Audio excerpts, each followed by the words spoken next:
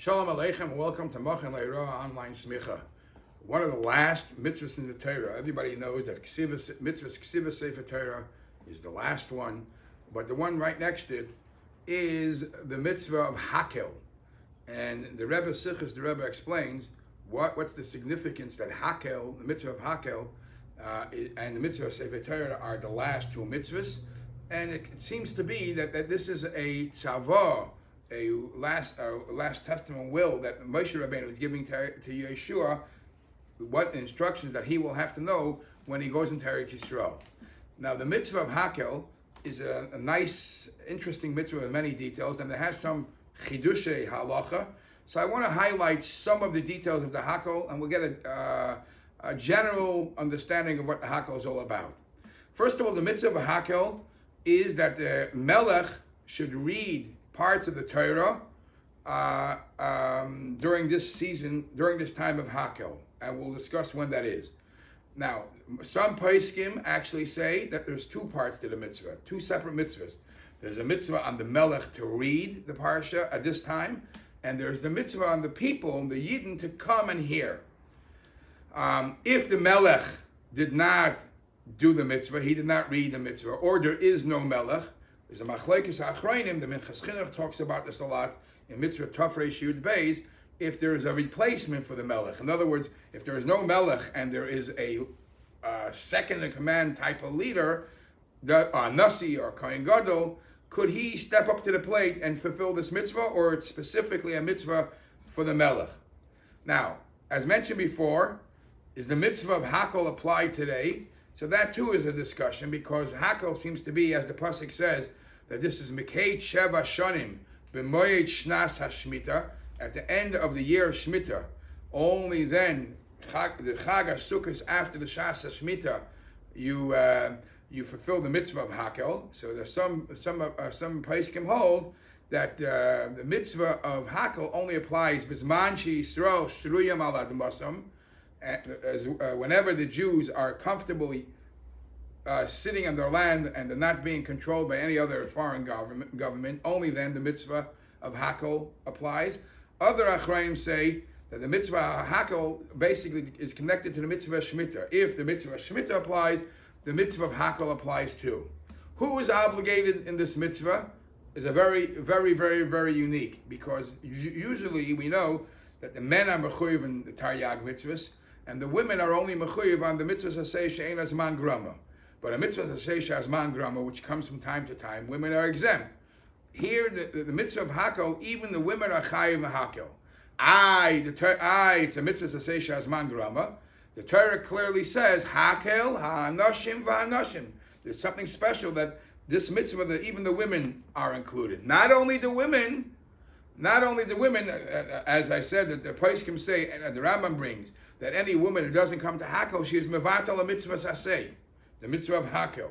Not only women are included, even even little kids. And this alone, there's a machlekes a poskim, what age you have to bring them. Is it literally little babies, or from close enough to chinuch?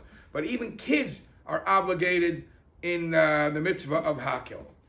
So this is one of the specialties of Hakhel, that it's not for limited people, it's for everybody, for Gans Klal Yisrael. When does Hakhel, when is the mitzvah Hakhel applied? Now, when you read the pasuk, as I mentioned before, the pasuk says, Mikei Sheva Shanim b'moyed Shnas HaShmita b'Chag HaSukkos. So you would think that whenever Sukkot starts, the Sukkot that's right after Shemitah, that's when Hakhel should be performed. The mitzvah of Hakhel should be performed. Or, at least, don't do it at the end of Sukkot, but you have any time on Sukkot to do it. Why not do it right away? The first day of Sukkot, as when Yud Daled Tishrei, that evening or next morning, Tezvav, that's when you should perform the mitzvah of Hakhel. And yet we know we don't do it then. We wait till the first day of Chol HaMoed. Why do we wait for the first day of Chol HaMoed? So it says that you couldn't do Hakhel on Yom Tov because we needed a stage. We needed a stage for the Melech to stand on, and you can't build a stage on Yom Tov. And why can't you build a stage? There's another chiddush in halacha. The building, there's other ways you could have avoided it. You could have maybe, the halacha also says that The same problem you have on Yontif, you really have on Chol HaMoed also. Chol HaMoed, a binyan is also not allowed. To put together a massive stage is a problem of Malach and Chol HaMoed. So it says they actually had it set up before Yom Tov in pieces, and Chol HaMoed, they just maneuvered it to put it together. So it wasn't a proper binyan, and that's why that type of thing is allowed in Chol HaMoed. That type of thing is allowed on Chol HaMoed, but on Yom Tov, even that's not allowed. So therefore, because of the stage that the Melech has to stand on and read the Torah, stand or sit is another discussion. But if you're allowed to sit in the Beis HaMikdash and the Azara, even the Melech, because of that discussion, because of the stage, we couldn't do it the first day of Yontif. So when does the mitzvah of Hakhel apply? The day after the first day of Yontif, the first day of Chol HaMoed. Now, what happens if for whatever reason they didn't do it at that time? Because the pasuk says that it should be done b'Chag HaSukkos, you have any day of the Chol HaMoed. It's preferably, obviously, to do it right away the first possible time. But if it wasn't done in the first day of Chol HaMoed, it could be done any day of Chol HaMoed. If Hakhel, if the first day of Chol HaMoed fell out on the Shabbos, it gets delayed to after Shabbos. Why does it get delayed for after Shabbos? For a couple of reasons. Again, the stage. The stage is a problem. Putting it together, it's such emphasis on the stage that the mitzvah of Hakhel gets pushed off. And then there's another reason, because as the Rambam will say, that there's a whole procedure, the whole process of how you lead up bringing people to the Hakhel. And part of the process is that the Kohanim have to blow the trumpets and make sounds to remind people to come. We don't want people blowing shofar, blowing trumpets on Shabbos. Now, the blowing trumpets on Shabbos is not a mitzvah, not a mitzvah leisese. Because of they might be blowing the trumpets and calling people out to come, we delay Hakhel from the first day from the first day able to do it, first day of Chol HaMoed, if it fell on Shabbos, till later on. One of the reasons why they say we can't put together the whole bima, the whole stage before Yom Tov, is because we're only allowed to make a bima when it's needed. When it's making it early, because it was made out of wood, there's a prohibition in the Torah. The Torah says, "Leisita lecha ashera," that you're not allowed to have leisita lecha ashera kol eitz o mizbech hashem lekecha. You're not allowed to have a wood structure or something made out of wood, because the Goyim used to do that in the churches, lahavdil. So by the mizbech, you're not allowed to have anything made out of wood. So they couldn't put it together right before Yontif. So therefore, because of the stage, there must be something significant. So many changes happen. A very interesting halacha that the Rebbe makes a lot of fuss about this in the Sichos. The Rambam says, and actually the Gemara talks about it, that when the time came for the right time for Hakhel came, the Kohanim would stand in the streets, in the public places. They had golden horns, golden trumpets in their mouth, in their hand. They would make sounds, blow tkiya, through tkiya, getting people excited to come to Hakhel.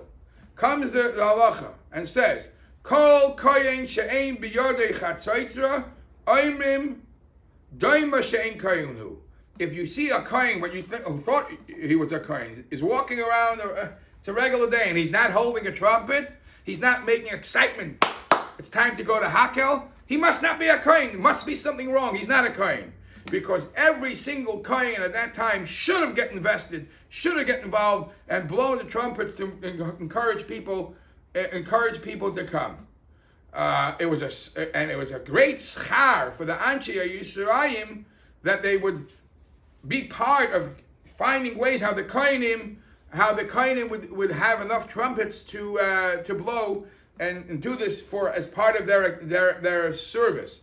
Even a kohen Balmum, who is pasal avoda, the kohen Balmun would blow the trumpets to get people to come. In other words, it's not a real avoda, but he has to encourage everybody to get invested. The Rebbe made a big fuss about this in two ways. First of all, the Rebbe says, everybody, it clearly says, Kol kohen she'ein tekeya, he's obviously not a kohen. If you're not enthusiastic about Hakhel, you're missing the boat.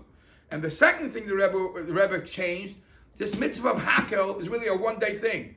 The first day of Chol HaMoed, of Sukkot, that's Hakhel. The Rebbe called it a Shnas Hakhel. Something about a Hakhel that is for the whole year, and whatever Hakhel is all about. And the main mission of Hakhel is the Melech reads the Torah, and he teaches us Le'yira es Hashem, infuse Yidden with the concept of Yira Shemayim, a Yira Hashem. That is definitely something that applies the whole year.